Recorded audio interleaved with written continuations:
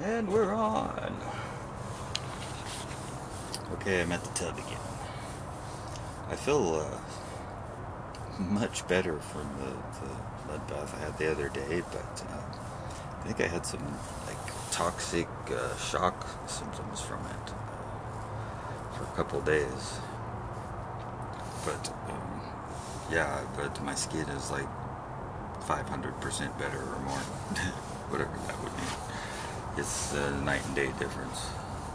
It's not that much light to see, so I'm not going to try that, but I'm not going to try and show all that, just because a lot of times I get it, and I don't talk about the Morgellons stuff enough, because I feel like I need to like show something that I'm talking about at the same time, but if you deal with it, then you'll know what I'm talking about without me showing like any evidence.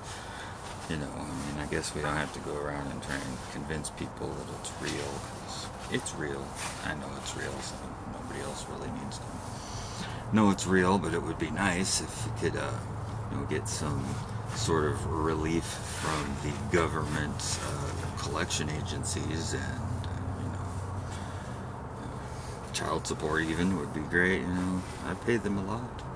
And over the years, when I was able, and as things went, and they took half the pandemic money that they had doled out to me, and then now they want the rest of it back too, even though I fully qualified for their program and didn't take any more than the allotment at the, you know, whatever they went for. That anyway. I'll do a video about that sometime here soon. But, so anyway, I had some toxic reaction, you know, shock syndrome, and stuff just leaving me, but I feel so much better. It's not even calculable. So whatever would be floating on the top is kind of, would be broken up right now. There's a nice little iceberg in the middle. I better put the camera strap around my hand because I don't want to drop it in there. Oh yeah, let's see what the temperature is. Let's see here. Reading 116.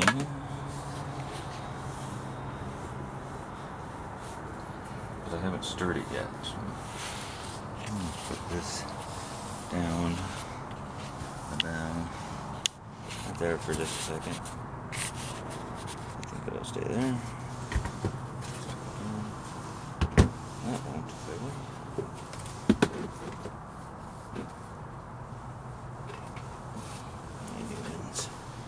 Newman's own stuff.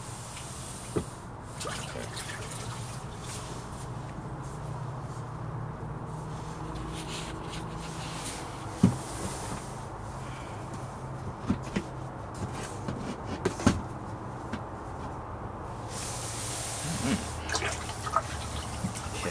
Stir it up, the mud all sinks to the bottom,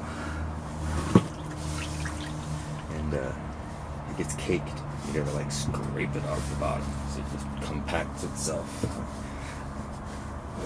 That's from being so warm and stationary.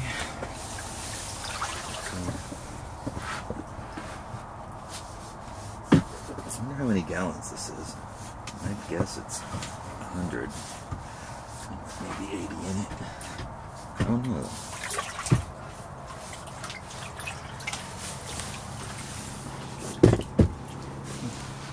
Put this back down. I can't stir it properly. Okay. I'll hurry my ass up or I'm going to have an hour-long video of me stirring some mud.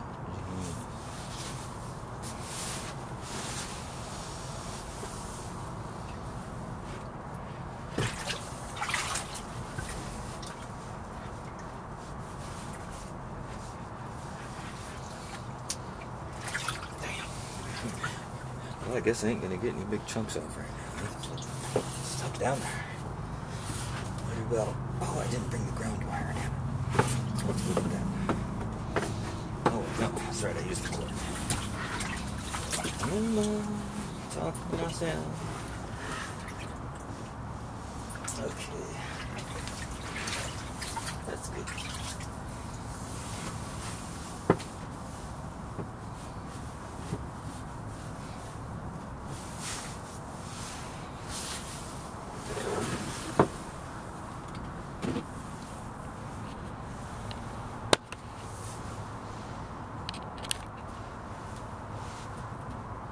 5 minutes so far? Okay, not doing too bad. Let's see. 108. It went down. Okay, well, 109. I guess that's warm enough. Gonna have to do.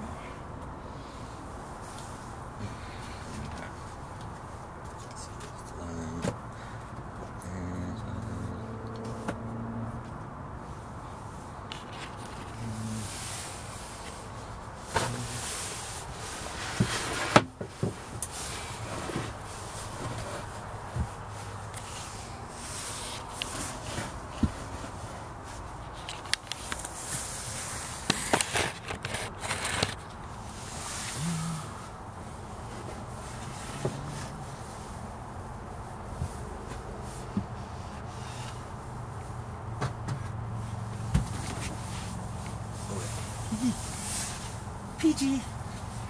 No nudity. Yeah, 109's not terrible.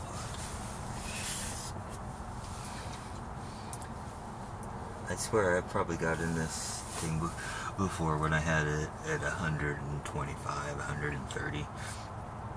Like just inching my way in, like roasting. By the time I get into it, I'm like, can barely crawl out from the heat. Because the dirt and the mud kind of, its density carries the heat better, like transfers it better. And so it's not just like being in a regular water, because actually when you get in a bathtub full of just hot water, it's cooling down at a pretty rapid rate actually compared to this. This stays hot for a long time. And the heat that's in it will transfer right into your body quite readily. I think that's why it works so well with the combined with the exfoliant factor of the mud just naturally. And I didn't get the ground wire in there, but it's right over there. I can get it. Let's see if I can reach it. Yeah. Excuse me. Pardon me. Sorry, just gotta get over here for a second. Okay, there we go. Thank you. Your cooperation is greatly appreciated. I was thinking of RoboCop there.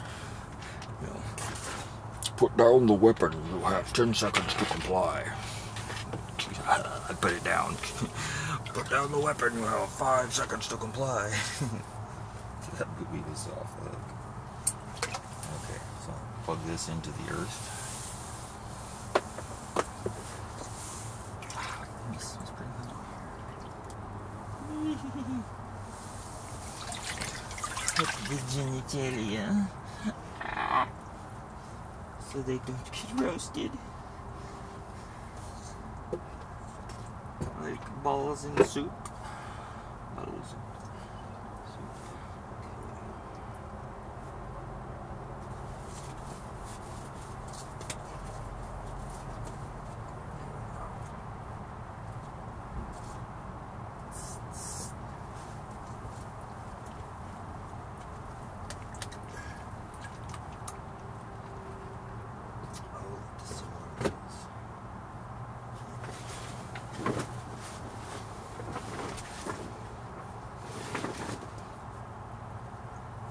I should have brought my Morgellons talking points list I've been working on, so that I can address, all the little things that I don't come to mind readily.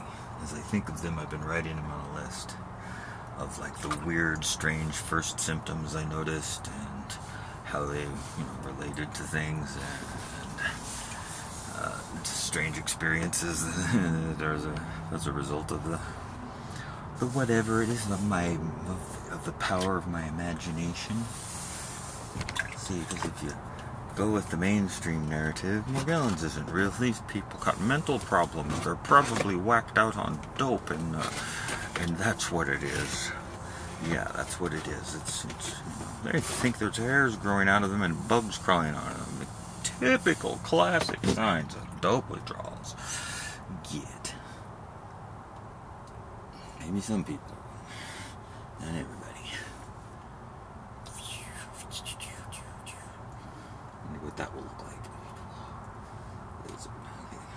103. Feels hotter than that down at the bottom. 109. 110. That's pretty warm.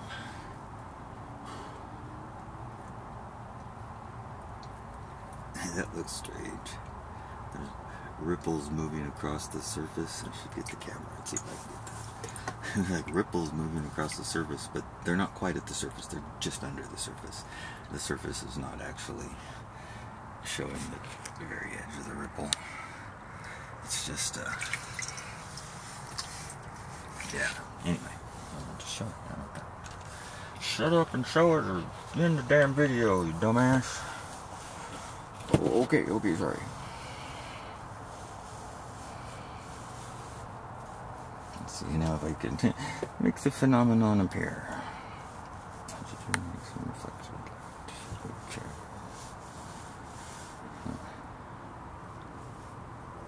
Aha, okay, that was it. It was seeing the reflection off of the wall right there.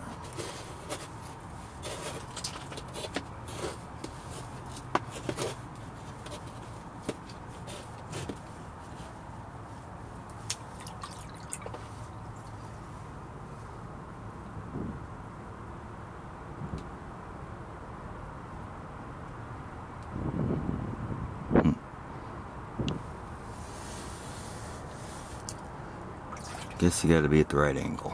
Oh, you know, it's the film layer on the top. It's not. It's keeping it an even appearance on the surface as the waves go by. But they seem to stop right before the surface.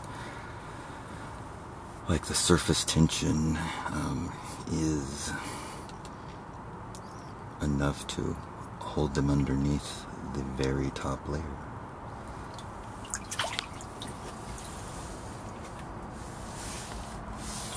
Steamed up. Half the time I do things that I end up with it all, the lens steamed, and I go to watch the video and it's like I can't see nothing. Keep the hair moving here.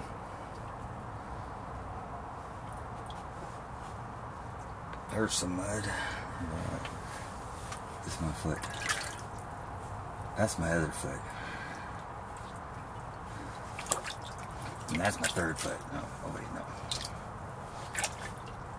So I scoop the mud from the bottom, and wherever I have issues like toes and toenails and supposed gout bunion things, yeah, okay, those are going away too from the last mud bath, as well as all the red spots have, you know, basically disappeared. I know they're still there, like under my skin. Whatever's causing them is still there, because I can still feel the effects that I feel from it. You know, the Morgellons symptoms that you feel, but it knocks back the ones you can see, and that makes a huge difference in how you feel.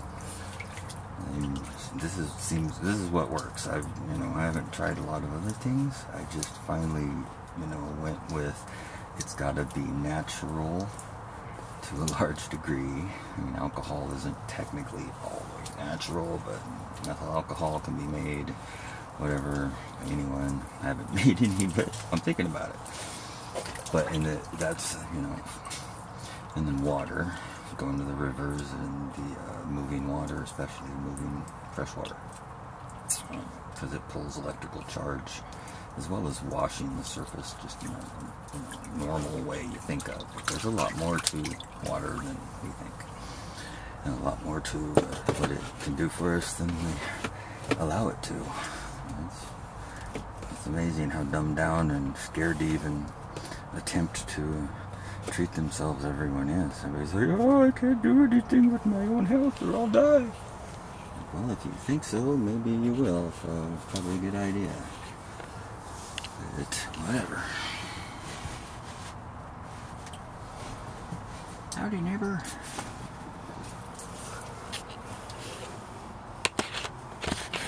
Okay, so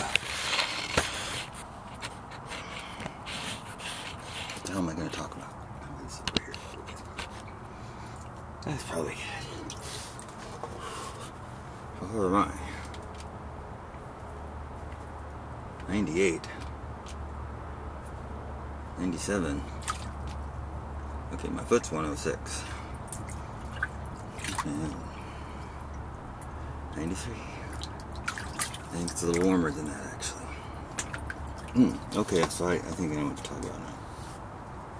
Right? What's happening at right this moment? Why not? Because even though the mud bath helped tremendously, it knocked all kinds of this stuff to the weeds, it's still there, and it's always recurring. The stuff that I vaporize or burn off of my scalp and my neck and my face and my chin and my collarbone and my shoulders and my armpits and my arms and my sides and my rib cage and my sternum and my back and my lower back and my behind and my butt, you know what I mean?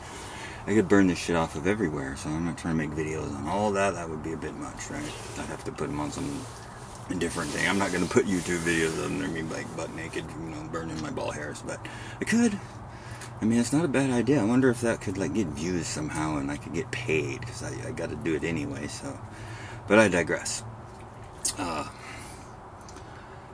So right now, it's swelling back up again slowly. Heat probably adds to the effect of me noticing it more because of the increase in temperature and the increase in pressure within my skin. But, whew, it's warm.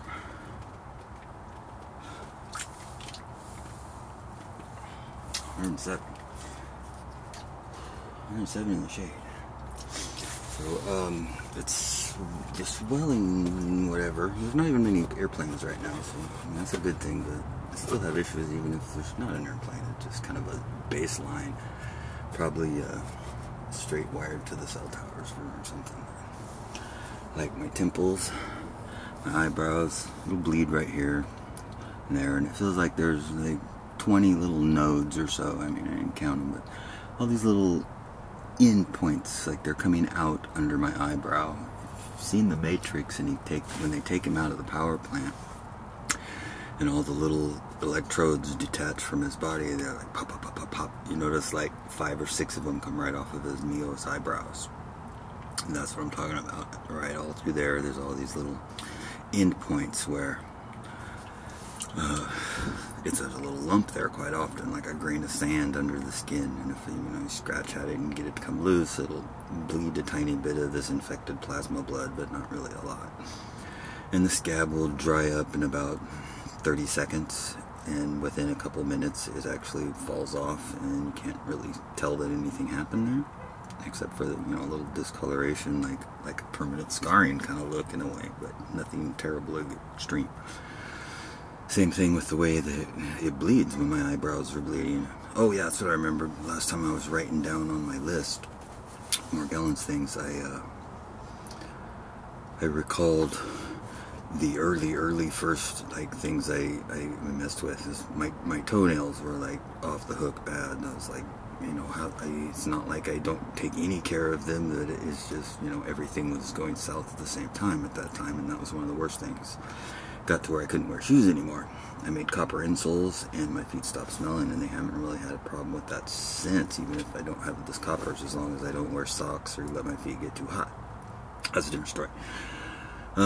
So I had the toenail fungus with the little brush applicator, brushing my toenails, and it knocked the fungus back some, but it wouldn't never get rid of it all the way. It would just keep it at a lower level. And at the same time as when I'd wear my copper necklace, and it would shift positions on my neck. It would change and move. I don't have it on now, but that time I had just flat bands, kind of fairly tight, trying to so nothing could move over my skin surface, such as static electricity, and get past that copper band, which there's science behind that. It's even that. But so my ear kept itching insanely bad. Let's see, which ear was it? It was in my left ear. Oh, I could be mistaken, but I think it was my left ear. No.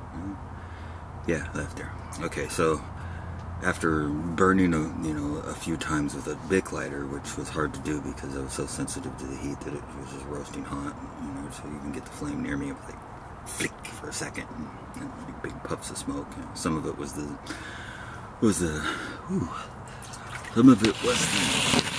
flint, but anyway, some of it was like a hair burning would make a big puff of smoke and go sizzle. Like, in fact, I didn't even have to get close at first. I could just hold the Bic lighter behind my head at a kind of unknown distance, maybe 6 inches or so, or 4 inches, and I'd hear a crackling start happening, like a campfire starting to burn. Like you lit the kindling and it's cedar kindling, and it's slowly starting to crackle at first and get faster. And I'm like, that can't be anything. I don't even have any hair, long enough to be out there burning. So my head itched anyway, all over from the stuff that was swollen. My eyebrows were swollen on the corners. Like I didn't realize it at the time until I managed to get them unswollen some.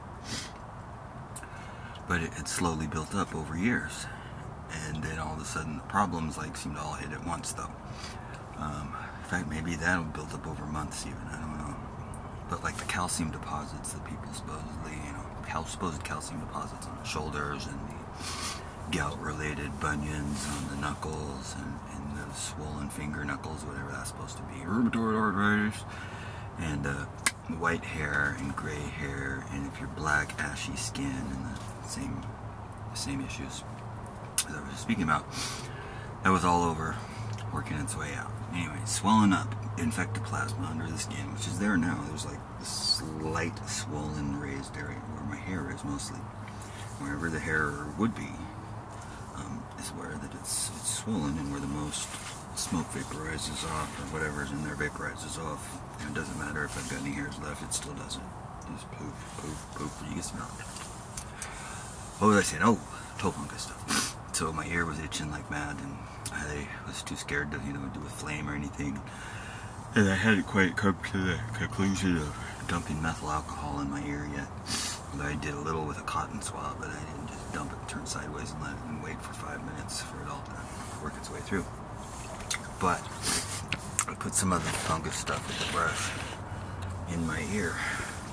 Just a little ways, not like way in my ear. I gotta get out of here. Not way in my ear, but a little bit in my ear. With a little bit of the stuff on it. And immediately it felt better, like the itching dropped way off quickly. I was like, oh, thank God, And then it started to hurt inside my ear, like farther in, and way farther in than I know I got any of the stuff to. Any of the antifungal thing on the brush. So I just wait to see what happens, right? And as I got braver, I put a little bit more in my ear and kind of brushed it a little farther. But just again, not stuffed way in my ear like you're cleaning your Q-tip or anything. And I felt better, and everything was kind of messed up though physically, so it's hard to say how much better I felt. But a couple of days go by, and I noticed a red spot starting to appear on my left.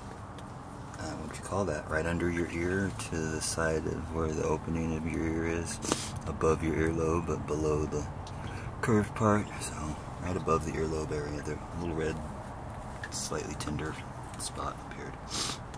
And then it began to get to the surface and broke through like a little blister. And it wasn't terribly painful, but it bled and bled for 20 minutes or something when it bled. But it wasn't brick red blood. It was this translucent, slightly orange red blood, which I'm saying is infected plasma from under my skin.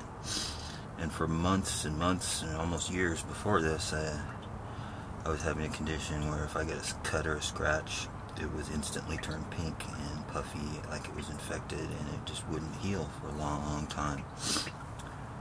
So, connectivity. I put the fungus stuff in my ear, and the spot appeared, and my head felt better inside, my ear felt better, but the spot kind of is like something came out of my ear, literally, and it worked its way slowly towards my eye, and I kept putting more fungus stuff on it, trying to stop it from making it to my eye, but I wasn't successful. It was, over about a week and a half, it moved its way slowly toward my eye, but then it started to curve upwards, and it kind of caught into my eyebrow line, and all the little nodes, like I'm saying, 20 of them in each eyebrow or something, they started to like get tender and sore and weak, this infected stuff too, and it worked its way across my eyebrows, the center of my forehead, my other eyebrow, down the other side of my face, my right cheek, down my jaw to my chin, around all over my neck, with the same little sore pattern, irritation, excessive white, silver hairs growing at weird angles, all those kind of things. And it worked its way around, that was one of the very first things. Like, it kicked something loose that was in my ear, and it's, whatever the shit is, it's still there, but that was like a main body of it or something, or the storehouse of its crap.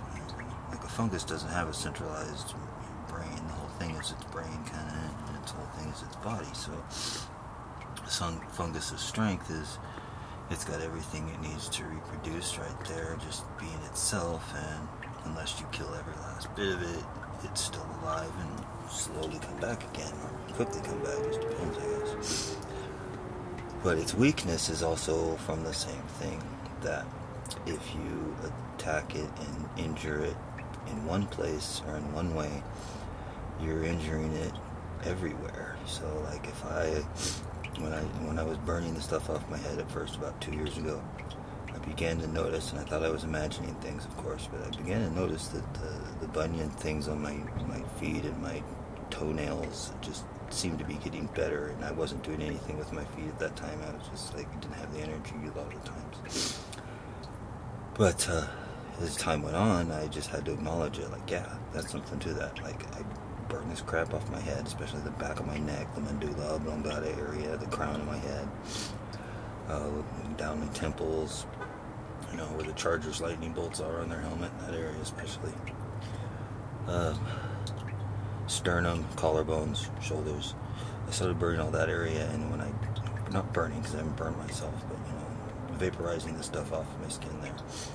And my feet kept getting better, and then the bunions, quote, I could tell they were shrinking. And so I really started burning, more and more, and I noticed an even bigger increase in that. So there's a big thing with that. Also, my hair, when I feel okay long enough for it to start growing back, it's growing back better and more normal colored in places where it hadn't been growing for a long time. So there's that. It's like a waxy slime mold fungus, and it grows under our skin and in our skin. I think its strands are nanoscale size, so they can weave their way, like, literally between cells, or the cells are like, across the street for this stuff. It's like a fine thread, and it's electrical and conductive, and we're in a highly energized field of electricity. No matter how you look at it, call it microwaves, call it radio waves, call it whatever. Call it Wi-Fi, Wi-Gig, Li-Fi, LiDAR, I don't know, everything. 60 hertz coming off of every wire from the power company. We're in this field all the time, and those conductive strands are picking up those energy frequencies, being radiated, and it's putting electricity into our nervous system at a very, very fundamental level, down on its it's shorting out our nervous systems, our electrical systems, and that's why there's homeless people everywhere, and that's why there's more mental disorders than ever before, and that's why there's more physical disorders than ever before, actually, because they can crank the frequency to a certain spot, and suddenly, people are having heart attacks, or they crank it to a different, frequency, and people are having Crohn's problems big time. They change to a different frequency, and people's joints are just aching all the time, and their arthritis change to another frequency, and people are anxiety-ridden and scared. You change to another frequency to make everybody happy, but they don't do that. Anyway, I'm getting way off here. Yeah, so that was my story. I'm sticking to it on